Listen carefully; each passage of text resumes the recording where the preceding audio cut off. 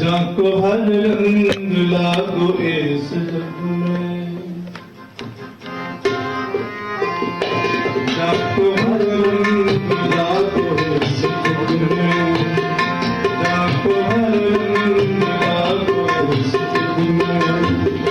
सो कैयत है सूरा, सो कैयत है सूरा, जाको हर रंग लागो इस जग में, जाको हर रंग लागो इस जग में। सो कैयत है सूरा, सो कैयत है सूरा, जाको हर रंग लागो इस जग में, जाको हर रंग लागो इस जग में।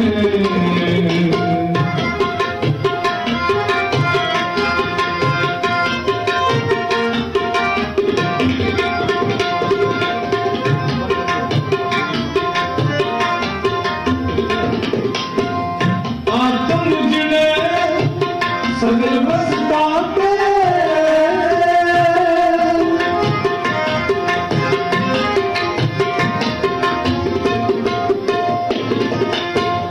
आत्म जिने सगल बसता पे,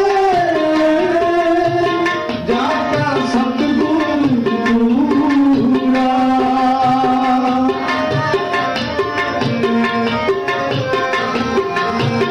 जाता सतगुर पूरा। ठाकुर ढाइए आत्म रंग,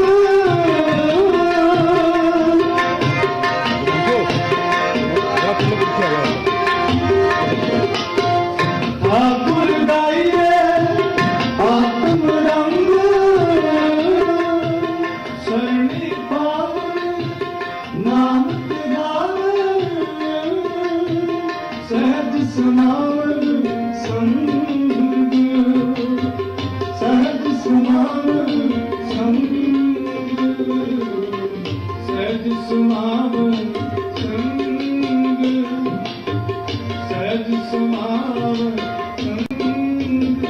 जाको हर रंग लागो इस दुख में, जाको हर रंग लागो इस दुख में। सो कैयत में सूना, सो कैयत में सूना, जाको हर रंग लागो इस दुख में, जाको हर रंग लागो इस दुख में।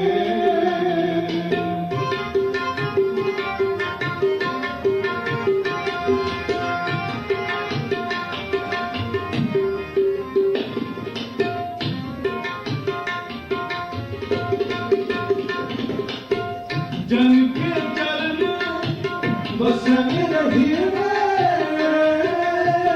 संग पुनीता देही,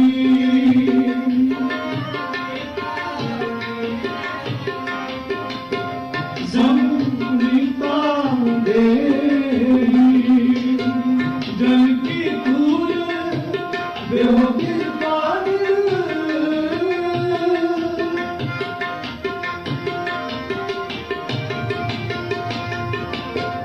जन की धूल बेहो गिरदार, नानक कह सुख मेरी, नानक कह सुख मेरी, नानक कह सुख मेरी, नानक कह सुख मेरी। जाको हर रंग लागो इस दुख में, जाको हर रंग लागो इस दुख में, जाको हर रंग लागो इस दुख में, जाको हर रंग लागो इस दुख में। सो कैयत है सूना, सो कैयत है सूना, जाको हर रंग लागो इस दुख में, जाको हर रंग लागो इस दुख में। वाहिगुरु वाहिगुरु वाहिगुरु, वाहिगुरु वाहिगुरु वाहिगुरु, वाहिगुरु वाहिगुरु वाहिगुरु करो, वाहिगुरु वाहिगुरु वाहिगुरु वाहिगुरु, वाहिगुरु वाहिगुरु जपो, वाहिगुरु वाहिगुरु, वाहिगुरु वाहिगुरु, वाहिगुरु वाहिगुरु। जाको हर रंग लागो इस दुख में, जाको हर रंग लागो इस दुख में। सो कैयत में सूना, सो कैयत में सूना, जाको हर रंग लागो इस दुख में, जाको हर रंग लागो इस दुख में, जाको हर रंग लागो दुख में।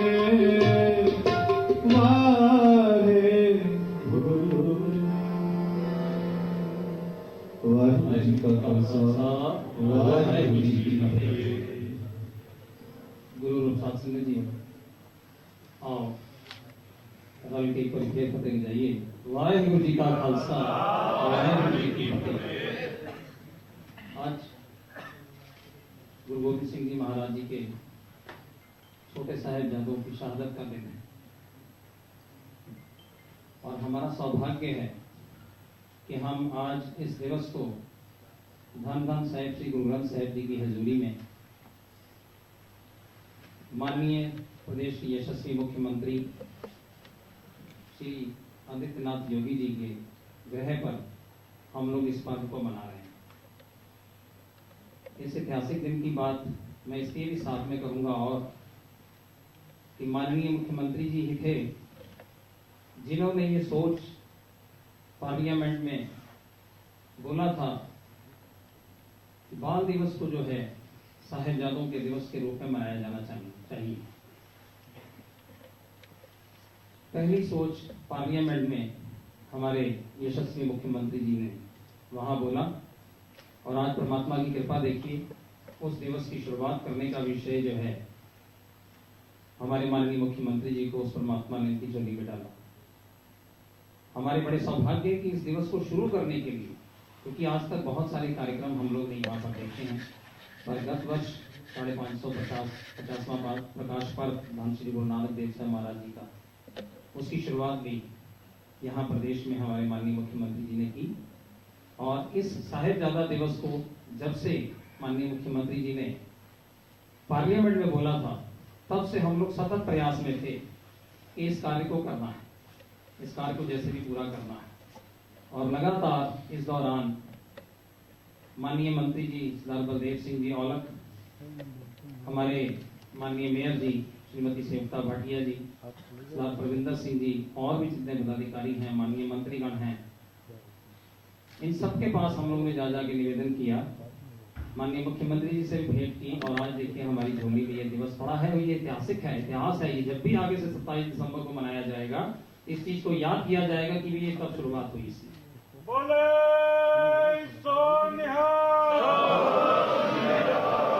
रहती दुनिया तक ये दिवस मनाया जाना है, रहती दुनिया तक मनाया जाएगा। हर साल 27 दिसंबर को बड़े बड़े फंक्शन होंगे, तो साथ में उस सारे उद्बोधन में इस चीज को भी याद किया जाएगा कि इस दिवस की प्रारंभता कराने वाले हमारे माननीय मुख्यमंत्री जी योगी जी, जिन्होंने इस दिवस की आरंभता कराई।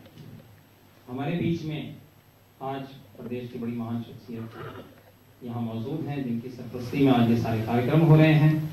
मैं निवेदन करूंगा सरदार प्रविंदर सिंह जी, अल्पसंख्यक आयोग के सदस्य हैं, उनसे निवेदन करूंगा आए हुए सभी अतिथिगणों का स्वागत करने की कृपा करें, संगत का स्वागत करने की।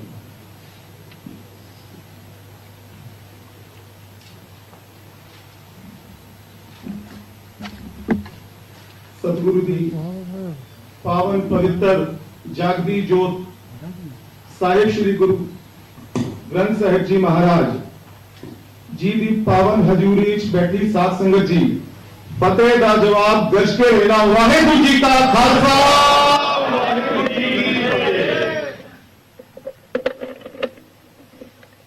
उत्तर प्रदेश जो कि भारत का सबसे बड़ा सूबा है, इसके उत्तर प्रदेश के परम यशस्वी माननीय मुख्यमंत्री, ऐसे माननीय मुख्यमंत्री जो कि धर्म के पुरोधा हैं, जो कि सनातन संस्कृति के रक्षक हैं, जो कि स्वयं एक धर्मात्मा है।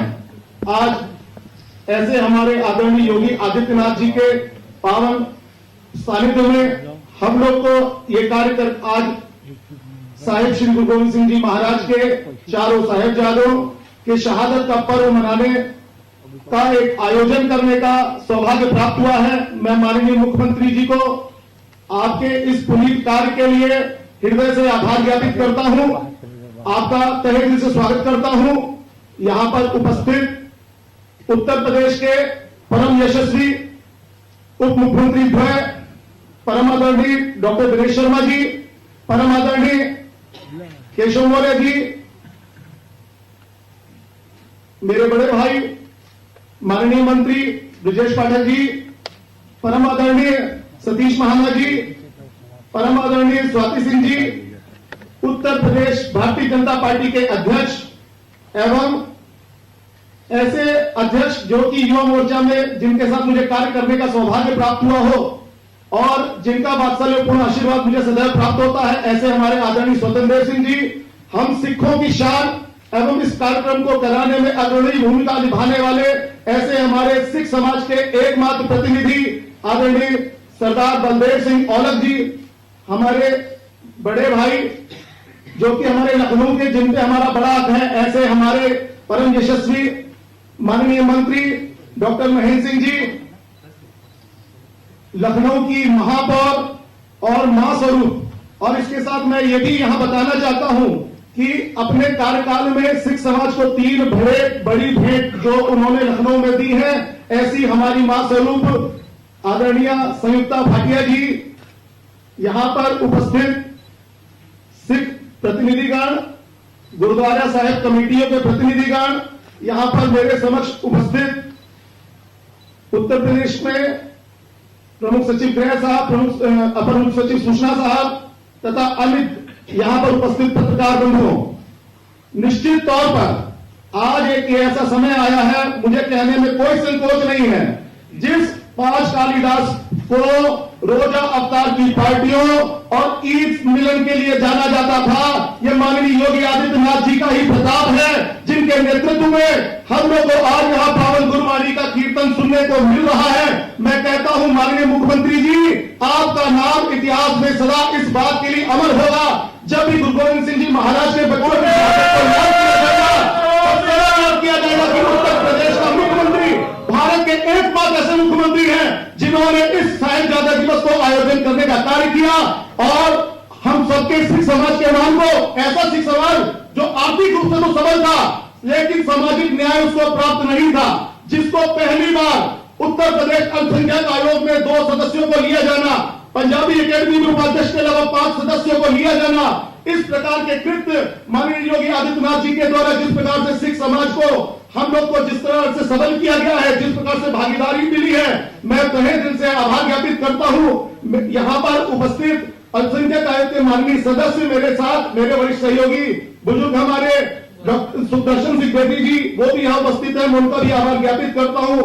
और माननीय मुख्यमंत्री जी, मैं आपको हृदय से बताना चाहता हूं कि हम सब अपने आप को बहुत ही गौरवान्वित महसूस करते हैं, क्योंकि हमारे लिए सनातन संस्कृति की एक पुरोधा के रूप में, एक संरक्षक के रूप में आप हमारे मध्य उपस्थित हैं। मैं पुनः आए हुए आप सभी लोगों का धन्यवाद करता हूं, आभार ज्ञापित करता हूं। सबका स्वागत। बहुत बहुत धन्यवाद सरदार परविंदर सिंह जी, सदस्य अल्पसंख्यक आयोग, आपने आए हुए अतिथि गणों का स्वागत किया है, बहुत बहुत धन्यवाद। मैं निवेदन करूंगा कि सरदार ब्रजेंद्र पाल सिंह जी, डायरेक्टर गुरु गोविंद सिंह स्टडी सर्कल, जब गत वर्ष यहाँ कार्यक्रम हुआ था, उस समय भी इन्होंने गुरु नानक देव जी के बारे में, सिखिज्म के बारे में, साहिब श्री गुरु ग्रंथ साहिब जी के बारे में जो लेक्चर किया था, वो आज भी बहुत जगह उसको सुना जाता है। और जो उसके बाद माननीय मुख्यमंत्री जी का लेक्चर था, वो हम लोगों ने इतनी जगह हम लोगों से मांगा गया, हम लोग ने इतनी जगह उसको पूरे देश में विदेशों में भेजा है। अभी आप स्वयं अवलोकन करेंगे, क्योंकि समय का अभाव होने के कारण मैं निवेदन करूंगा सरदार ब्रजेंद्र पाल सिंह जी, डायरेक्टर गुरु गोविंद सिंह स्टडी सर्कल।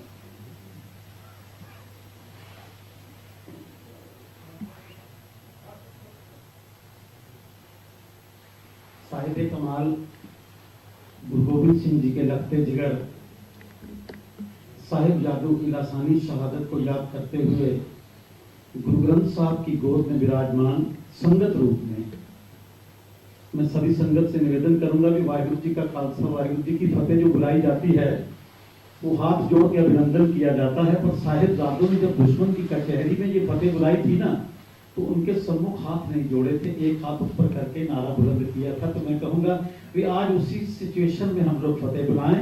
मैं निवेदन करूंगा वाहिगुरु जी का खालसा, वाहिगुरु जी की फतेह। बहुत बहुत धन्यवाद।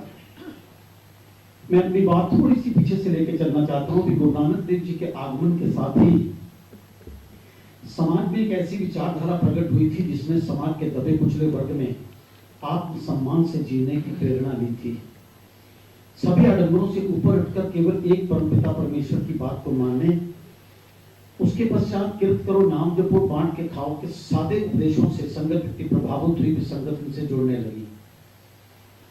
इसी क्रम में गुरुओं ने आगे काम करते हुए 5वें गुरु ने, जो गुरु नानक ने दुनिया भर के कोने कोने से महापुरुषों की वाणी की, उसको गुरु ग्रंथ साहब का स्वरूप दिया। हुकूमत को ये चीज बर्दाश्त नहीं हो रही थी कि संगत उधर प्रभावित हो रही है, लोग जा रहे हैं।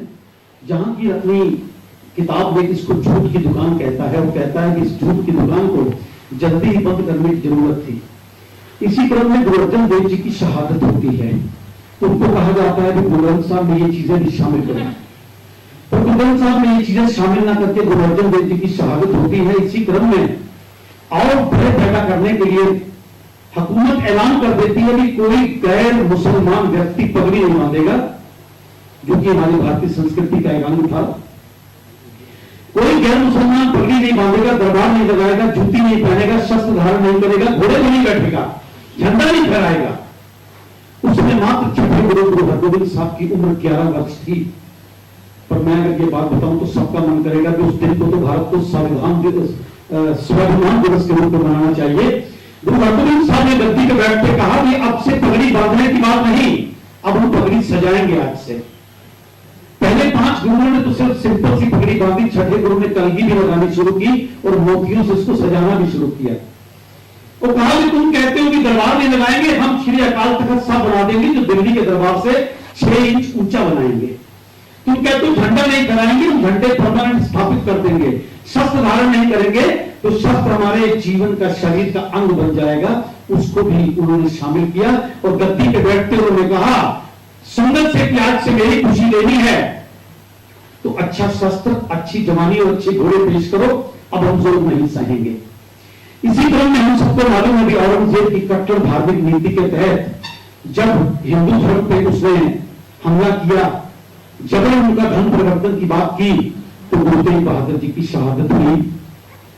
मैं तो उस गुरु साहब के बच्चों की आज हम बात करने जा रहे हैं जिन्होंने बचपन में बाप की कुर्बानी दी और बड़े होने पर बच्चों की कुर्बानी दी।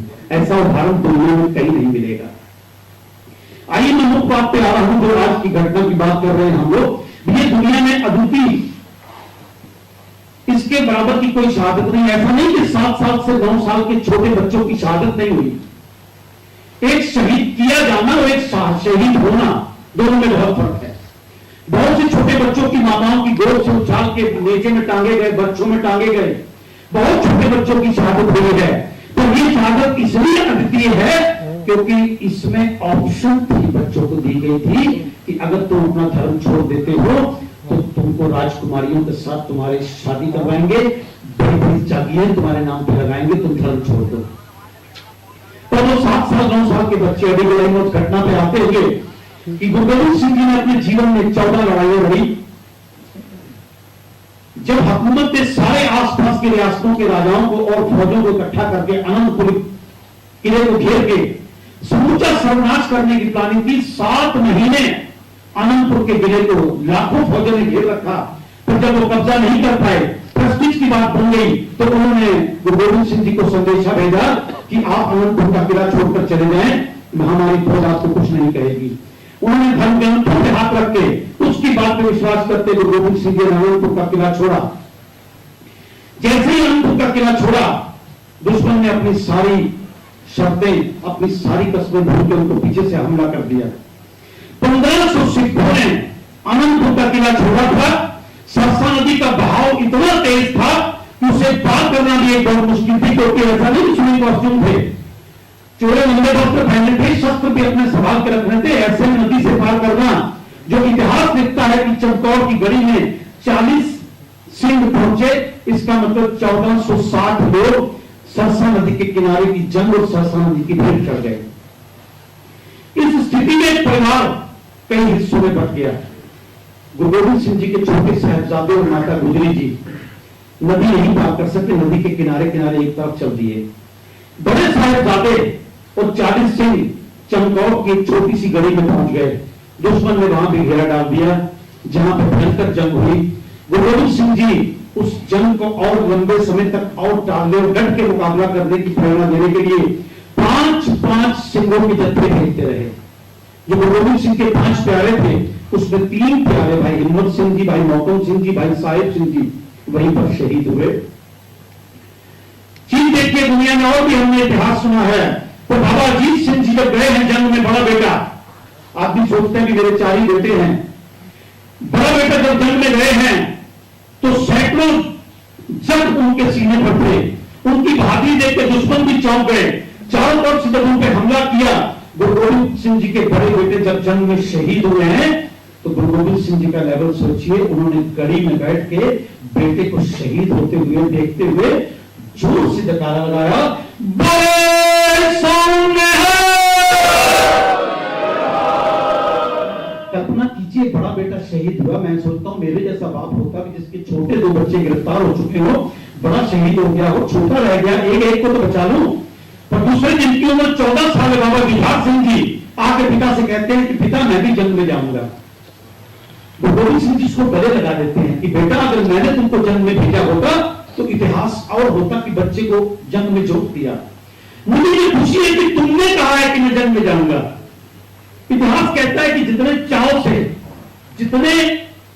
चाव से बाबा जुझार सिंह जी ने कहा मैं जंग में जाऊंगा, तो गोविंद सिंह जी ने उससे दुगने चाव में एक बाप होने की हैसियत से सोचिएगा उसे सुसज्जित किया शस्त्रों से। इतिहास कहता है कि किले के दरवाजे के पर जो सिंह खड़े थे उनको निवेदन किया कि आप हट जाएं, बेटे को मैं विदा करूंगा। मेरी गिनती के हिसाब से तो चौथा बेटा है, सामने लाखों की फौज है। उस पिता के बारे में सोचिए भी कौम और धर्म के लिए बच्चों की कैसे कुर्बानी, और उन्होंने बेटे को घोड़े पे बिठा के किले का दरवाजा स्वयं खोला और पीठ पे हाथ देके कहा बेटा जाओ। और जब बाबा जुझार सिंह जी के भी कहते हैं जब लड़ाई करते हुए जब उन्होंने कृपाण दुश्मन के डाली वापस नहीं निकल पाई, चारों तरफ से गिर के जब उनको भी शहीद किया गया, तो गुरु गोविंद सिंह जी ने दोबारा वही काम किया। कौन सा? जो मैंने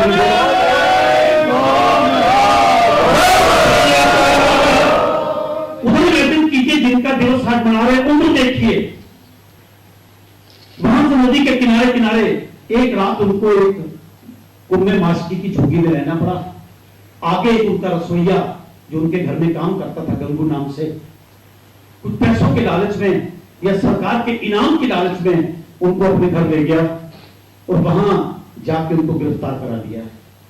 7 और 9 साल के बच्चों की उम्र देखिए और आने वाले रोज की रात कहां व्यतीत होनी है। 7 और 9 साल का बच्चा बहुत से सवाल पूछता है और उम्र के हिसाब से जो उनकी बातें हैं वो इतिहास में दर्ज है कि दादी मां से पूछते हैं कि मां बड़े भाई लोग कहां गए हैं, कब वापस आएंगे, अब की वो आएंगे तो हम उनसे रूठ जाएंगे और नहीं बात करेंगे उनसे जब तक वो हमको मनाएंगे नहीं और प्रॉमिस नहीं करेंगे कि आगे से हम कहीं दूर नहीं जाएंगे, तुम्हें छोड़ के नहीं जाएंगे, तब तक हम उनसे बात नहीं करेंगे। ये उनकी वास्तविक उम्र की और उनकी सोच है। वहां से मुरंडे की जेल में एक रात रहे। इमेजिन करिए कोई वस्त्र नहीं है। मुरंडे की जेल के बाद उनको ठंडे बुर्ज में रखा गया, सरहंद में। ठंडा बुर्ज वो जिसको बादशाह का, हुकूमत का, गर्मियों का एसी आराम गृह कहा जाता था, क्योंकि नीचे से पानी बहता था और आसपास नदी का माहौल था, जिसमें बादशाह सिंह के दबाव इसलिए डाला जा रहा था कि गुरु गोविंद सिंह जी का 7 महीने घेरे के बावजूद गुरु गोविंद सिंह वहां से निकल गए, हम उनको गिरफ्तार नहीं कर पाए, तो कम से कम बच्चों को हम कष्ट देंगे तो शायद उनको कष्ट को ना सहारते हुए वो खुद आके सरेंडर कर देंगे। उनको, दादी मां को और बच्चों को उस ठंडे बुर्ज में रखा गया। सवेरे उनको कचहरी में पेश किया गया। मैं कभी कभी सोचता हूं कि रात भर दादी मां अपने सीने की गर्मी देख के उनको क्या कहती होगी। यही रिवीजन कराती होगी ना कि बेटा कल दुश्मन की कचहरी में पूछेंगे तो क्या बात बोलोगे, दुश्मन की कचहरी में ये बात पूछेंगे तो क्या बात बोलोगे। मैं उनके जज्बे की बात करूं कि जब बच्चे सुबह जब सिपाही आए उनको गिरफ्तार करके कचहरी में पेश करने के लिए, तो माता ने एक ही बात कही कि बेटा अपनी दादा के गुरु तेग बहादुर जी की शहादत, उनकी दृढ़ता और उनके इतिहास और उनके मूल्यों को, उनके जो पदचिन्हों को याद रखना। आपको बताना चाहूंगा कि किले के दीवार का बड़ा गेट बंद कर दिया गया। ये तो दादी मां को नहीं पता था ना कि ये सवाल भी हो सकता है। छोटी खिड़की खोली गई। उस खिड़की को खोलने का आशय यह था कि ये बच्चे सिर झुका के अंदर आएंगे बादशाह के सामने। 7 और 9 साल के बच्चों की उम्र क्या होती है और उनका लेवल सोचिए। जो एक तरफ भाइयों की विदाई की बात पर नाराजगी की बात कर रहे हैं, उस किले का जब छोटा दरवाजा खोला गया, बच्चे भाग गए। उन्होंने सिर झुकाने की बजाय अपना पैर पहले अंदर किया और जूती सामने दिखाई, और अंदर पहुंचते ही उन्होंने फिर वैसे ही वाहिगुरु जी का खालसा वाहिगुरु जी की फतेह का नारा बुलंद किया। उनको बहुत कुछ कहा गया कि यहां फतेह नहीं, सर झुका के प्रणाम करो। उन बच्चों ने कहा नहीं, सिख का शीश केवल गुरु ग्रंथ साहब अपने गुरु के या परमात्मा के आगे झुकता है और किसी के आगे नहीं झुकता। उन्होंने बहुत से लालच दिए, तुम्हारे पिता को गिरफ्तार कर दिया जा चुका है, सारी तरफ फौज भेज दिया है। बच्चों ने कहा जैसे रोशनी को गिरफ्तार नहीं कर सकते हो, हवा को गिरफ्तार नहीं कर सकते हो, गुरु गोविंद सिंह को गिरफ्तार नहीं कर पाओगे। बहुत सी उनको लालच देने के बाद उनको कहा गया कि आप धर्म अपना छोड़ दीजिए। उन्होंने एक प्रश्न किया, मेरे ख्याल से आज की बड़ी सोच का व्यक्ति भी ये प्रश्न ना करेगा जिसको लालच दिए जाए। वो बच्चों ने प्रश्न किया कि क्या हम मुसलमान धर्म कबूल कर लेंगे तो क्या हमको मौत नहीं आएगी, हम मरेंगे नहीं क्या? प्रगट होते हुए जब बहुत बातें हुई तो भरी दरबार में केवल एक व्यक्ति, इमेजिन करिए 7 और 9 साल के बच्चे, पूरे दरबार में सारे पदाधिकारी आंखों से घूर रहे होते, उनको सब आंखें खाने को पड़ रही थी। सिर्फ एक आदमी मलेरकोटला के नवाब शेर खान है, उसके हक में अपनी आवाज दी कि इन बच्चों पर जुल्म ढाना पाप है। बाकी कोई व्यक्ति नहीं बोला। उन बच्चों से एक बात और 2 दिन कचहरी में पेशी होती रही। मैं तो सोच रहा हूं धन्य हो मां, हम भी स्कूल से जब मां बच्चे आते हैं लेट हो जाए तो कैसे इंतजार करते हैं, विदा करते हैं तो कैसे, ये तो स्कूल से आ रहे हैं। वो धन्य मां गुजरी जो कैसे इंतजार करती होगी, वो ठंडे बुक से रोज कचहरी के लिए कैसे विदा करती होगी। इमेजिन करिए उस मां का जिसकी आज उनकी भी शहादत का याद दिन मना रहे हैं। बच्चों से पूछा गया कि तुमको अगर छोड़ दिया जाएगा तो क्या करोगे? उन्होंने कहा छोड़ दिया जाएगा, जंगल में जाएंगे, सिख इकट्ठे करेंगे, फौज तैयार करेंगे और तुम्हारे साथ जंग करेंगे। कहीं तुमको फिर गिरफ्तार कर लिया गया और फिर तुमको छोड़ दे, फिर क्या करोगे? कहीं फिर यही काम करेंगे। कहेंगे कब तक करोगे? कहते जब तक शहीद ना हो जाएंगे या तुमको खत्म नहीं कर देंगे तब तक यही काम करेंगे। तो उनको वहां बैठे लोगों ने, कई व्यक्तियों ने सांप के बच्चों की उपाधि देकर संबोधित किया। हार के उनको बोला भी और कोई चारा नहीं पैदा करने के लिए ऐलान कर दिया गया भी इनको जिंदा दीवार में चिरवा दिया जाए। इमेजिन करिए आज खबर दी गई और कल ये भी था कि एक दिन का समय भी रात पर ही सोचेंगे कि दीवार में चिनाई जाने का हालात क्या होंगे। शायद सुबह उठते ही ये फिर समझौता करने की बात करें, तो नहीं, सुबह उठते ही वही जज्बा था। एक बात और बताना चाहूंगा यहां पर बहुत खास कि जब सुबह दादी माँ ने विदा किया उनको, तो थोड़ी आगे जाने के बाद 7 साल का जो छोटा वाला साहिब फतेह सिंह है वो वापस लौट के आ गया दादी के पास। दादी के मन में शंका हुई कि क्या बात है, आज ये छोटा बच्चा वापस क्यों आया? वो दौड़ के दादी के पास आके कहता है दादी रोज तो आप कहती थी कि मैं तुम लोगों का इंतजार करूंगी, आज नहीं कह रहे हो इंतजार करूंगी। दादी ने कहा बेटा आज मैं इंतजार नहीं करूंगी, अब तुम लोग मेरा इंतजार करना, मैं तुम्हारे पास आऊंगी। बोले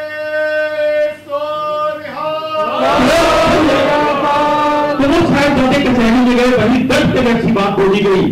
फिर दीवार का भय, बाद में तो जल्लादों ने खंजर से भोंक के उनको शहीद किया, पर पहले दीवार का भय कि एक एक ईंट बढ़ेगी तो शायद बच्चे डूब जाएंगे। जब घुटनों के पास दीवार पहुंची तो दीवार टेढ़ी न करने का हुक्म देते हुए बोल दिया कि इनके घुटनों की चपनी छील दी जाए ताकि दीवार टेढ़ी नहीं करनी है। दीवार उछलती गई। कहते जब कंधों तक दीवार आई तो बड़ा भाई जो जुझार सिंह था जिसकी उम्र 9 साल थी, उसकी आंखों में आंसू आ गए। तो छोटा भाई पूछता है क्या बात है भाई, आंखों में आंसू आ गए, डर गए, डर गए हो क्या? बड़ा कहता है नहीं डरा नहीं हूं, मैं तो ये बात कह रहा हूं कि इस दुनिया में मेरे से बात तुम आए फिर जा तुम पहले रहे हो। जज्बा देखिए उस समय भी, धर्म पे पहरा देने की ये दृढ़ता। काश हम बच्चों को आज ये बात, ये संदेश, ये कहानी, ये साखी सुना सकते। तो उसके बाद उनको वहां से निकाल के उनको कष्ट दे दे के शहीद कर दिया गया। ये दो व्यक्तियों के नाम लेना बहुत जरूरी समझता हूं। एक मोती मेहरा, क्योंकि भूखे, कोई बिस्तर नहीं, कोई कपड़ा नहीं, मोती मेहरा रसोईया हुकूमत का, उसके मन में आया भी गुरु प्रसाद जी के यहाँ आए, सेवा करने का मौका है। उसकी मां ने बोला बेटा 2 मिनट का समय, बस बात समाप्त कर रहा हूं। उन्होंने बोला बेटा हुकूमत ने कहा है कि मौत की सजा देंगे जो भी इनको सहयोग करेगा।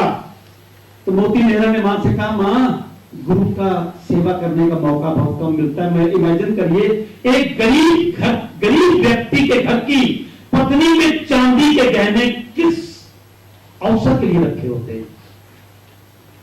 वो मोती मेहरा गरीब पहले दिन अपने जेल में जो नगद है, घर में जो कैश है, वो सिपाहियों को देके माता